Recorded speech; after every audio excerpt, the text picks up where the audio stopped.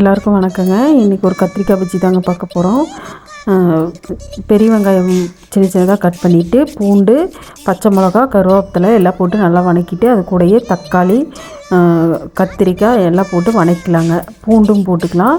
போட்டு நல்லா வதக்கிட்டு கொஞ்சம் மிளகாத்தூள், காரம் பத்தலைன்னா கொஞ்சம் மிளகாத்தூள், மல்லித்தூளும் போட்டு நல்லா வதக்கி எடுத்துடலாங்க. கத்திரிக்காய் வேகிற அளவுக்கு நல்லா வதக்கி எடுத்துகிட்டு கொஞ்சம் கொத்தமல்லி தலையும் போட்டு வதக்கிடலாங்க.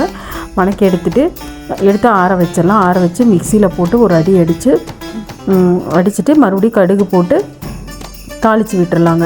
இதையும் கொஞ்சம் போட்டு நல்லா வதக்கி விட்டோம்னா அது எண்ணெய் பிரிஞ்சு வந்துச்சுன்னா நல்லா டேஸ்ட்டாக இருக்குங்க. தோசை, சாப்பாட்டுக்கு, எதுக்கு வேணாலும், சப்பாத்திக்கு எதுக்கு வேணாலும் வச்சு சாப்பிட்லாங்க. நீங்களும் செஞ்சு பாருங்கள். செஞ்சு பார்த்துட்டு கமெண்ட் பண்ணுங்கள். எனக்கு சேனலை சப்ஸ்கிரைப் பண்ணிடுங்க ப்ளீஸ்.